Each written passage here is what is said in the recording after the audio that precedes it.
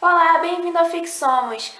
Antes de ver esse vídeo, eu recomendo que você assista ao meu vídeo sobre elementos básicos de uma narrativa, em que eu falo um pouco sobre tipos de narrador. Eu falo lá de narrador observador, narrador personagem e narrador onisciente. Então assista aquele vídeo, se você já assistiu, continua aqui. E a gente vai falar hoje de narrador não confiável.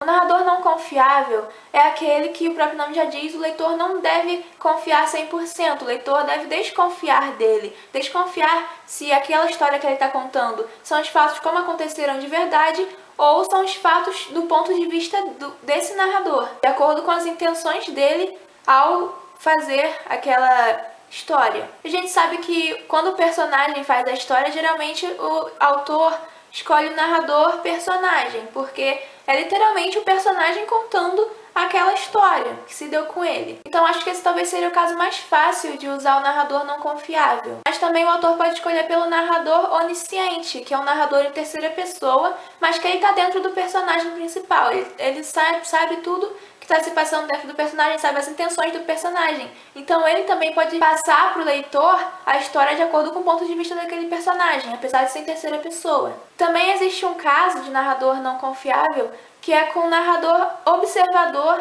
apenas observador e não onisciente. E no caso desse narrador observador, ele funciona como um personagem. Mesmo que ele não esteja dentro da história, ele funciona como um personagem à parte, que está contando a história para você, como se ele fosse o contador da história. E sendo esse personagem à parte, ele pode também ter suas intenções, suas opiniões sobre a história, pode ter o seu próprio ponto de vista e assim passar para o leitor a história não como se deu, mas de acordo com o que esse narrador quer que o leitor entenda. Então isso é um narrador não confiável, mas por que usá-lo?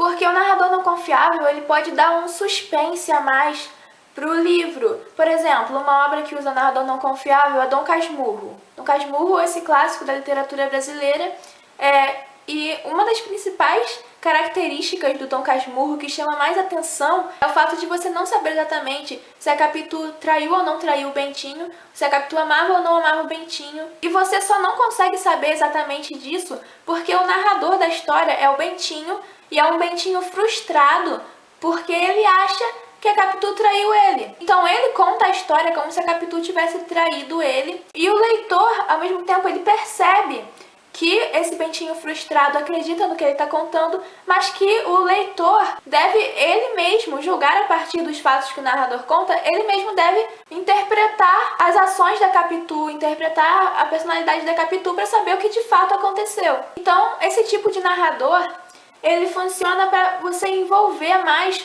o leitor na história. O que seria de Dom Casmurro se o Bentinho contasse exatamente tudo como aconteceu? Esse livro teria uma verdade única. Ou seria ela traiu ou seria ela não traiu. Ela amava, ela não amava. Tiraria todo esse mistério que fez o livro ser tão célebre. Então o narrador não confiável tem essa vantagem de fazer com que um romance ou um conto, enfim, que uma obra precisa ser interpretada pelo leitor e não somente lida, e assim, com isso, envolver mais o leitor na história. Mas como fazer para o narrador não confiável dar certo? Porque o narrador não confiável que não dá certo vai deixar a história totalmente confusa.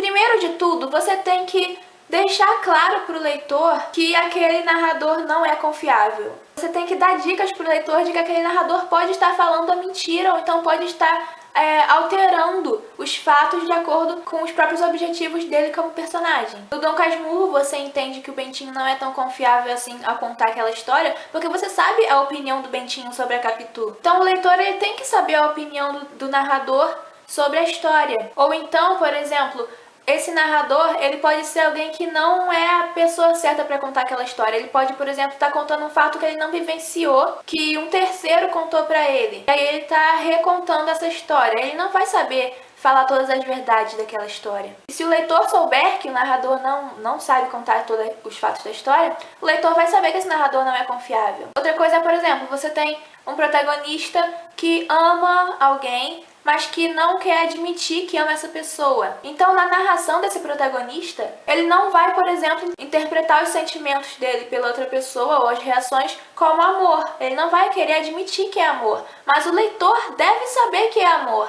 Ou seja, a coisa mais importante de você saber ao fazer um narrador não confiável é que você tem que dizer a mentira e mostrar a verdade. E você mostra a verdade a partir do subtexto. O que é o subtexto?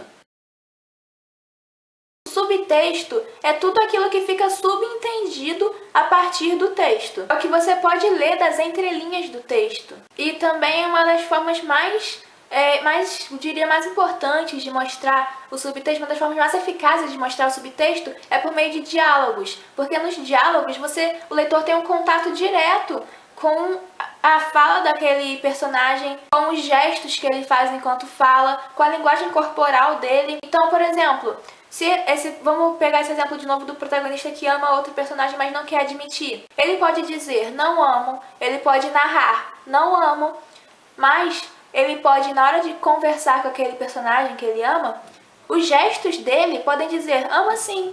Ele pode estar falando com aquele personagem e ficar tocando no personagem, por exemplo, mexendo o cabelo quando o personagem passa. São gestos corporais que mostram esse amor, que mostram que esse amor existe de fato, apesar de não ser admitido pelo personagem. Então o subtexto está nos gestos, tá nas falas dos personagens, tá nos detalhes da história. E um método para você trabalhar essa construção do subtexto é você ler livros, mas primeiro não ler livros best-sellers, vamos dizer assim, livros mais comerciais, porque geralmente os livros mais comerciais eles são mais fracos em subtexto, eles são mais diretos. Então pegue livros clássicos de preferência e faça uma leitura atenta, que a gente chama de close reading. É aquela leitura que você pega cada frase para interpretar, cada parágrafo para interpretar, fazendo uma leitura mesmo de palavra por palavra. E você tenta buscar naquele texto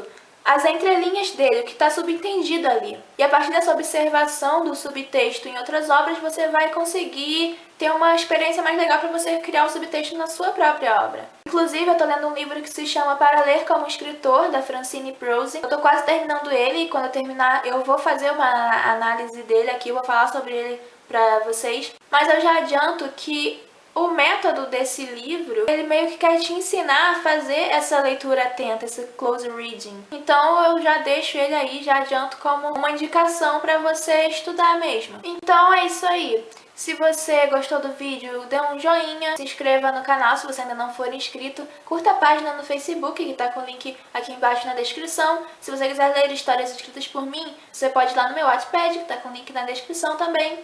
E até a próxima!